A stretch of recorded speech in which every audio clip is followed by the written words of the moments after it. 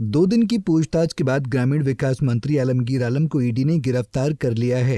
ED ने आलम पर पूछताछ के दौरान सहयोग न करने का आरोप लगाया है। ईडी ने बुधवार को भी आलमगीर आलम को पूछताछ के लिए बुलाया था। दरअसल आलमगीर आलम के सचिव संजीव लाल के नौकर और दोस्तों के घर से 37 करोड़ रुपए से ज्यादा का कैश बरामद हुआ था। इसी सिलसिले में ईडी ने संजीव लाल और जहांगीर आलम को गिरफ्तार कर लिया था। इसी मामले में ईडी आलमगीर आलम से पूछताछ कर रही थी और जब ईडी को लगा कि वो जांच में सहयोग नहीं कर रहे हैं तो उन्हें गिरफ्तार कर लिया गया। वहीं आलम की मेडिकल जांच के लिए डॉक्टर को भी बुलाया गया था। सदर अस्पताल के डॉक्टर मयूर कुमार ने बताया कि आलम की बीपी बढ़ा हुआ है, इसके लिए दवाई दी गई है। स्टेबल है, बीपी थोड़ा हाई साइड में है, उतना ज्यादा कुछ घबराने का पूछताछ की वजह से इस तरह से वो तो हम नहीं बता पाएंगे।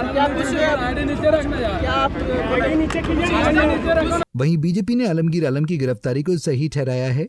बीजेपी नेता दीपक प्रकाश ने कहा कि गरीबों का पैसा जो लूटेगा उसके खिलाफ कार्रवाई की जाएगी।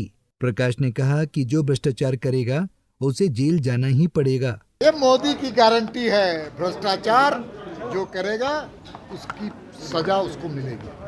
और गरीबों के पैसा, आदिवासियों के पैसा, दलितों के पैसा जो छीन कर अपनी तिजोरी में रखने का काम करेगा, उस तिजोरी से वापस ला करके गरीबों के बीच में योजना बना करके उस पैसे का सदुपयोग किया जाएगा।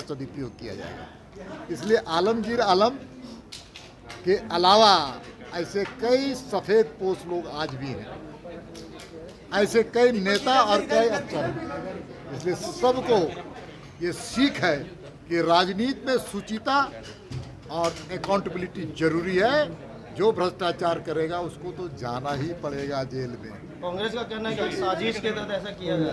भाई उनके पीए के नौकर के यहाँ 36 करोड़ रुपए किसने रखवाए?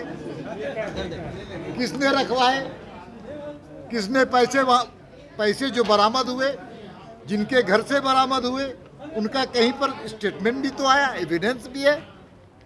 अब दोष दूसरे को दीजिएगा। आप अपने नेताओं को, अपने मंत्रियों को, अपने विधायकों को, अपने सांसदों को भ्रष्टाचार करने पर रोक नहीं लगाइएगा। जनता के पैसों को लूटने की इजाजत दीजिएगा कांग्रेस के लोग, तो जनता की नजरों में भी गिरेंगे और कानून के गिरफ्त में भी आएंगे। मंत्री आलमगीर आलम की गिरफ्तारी के बाद परिजन उनसे मिलने के लिए ईडी ऑफिस पहुंचे। वहीं एहतियात के तौर पर ईडी ऑफिस की सुरक्षा को बढ़ा दिया गया है। आलम की गिरफ्तारी से बीजेपी को अब इंडिया गठबंधन पर हमला करने का नया हथियार मिल गया है। पंजाब केसरी टीवी के लिए रांची से आशुतोष सिन्हा की रिपोर्ट। हमसे जुड़े रहने के लिए हमारे YouTube चैनल को सब्सक्राइब करें और नई वीडियो की नोटिफिकेशन के लिए बेल आइकॉन को दबाएं।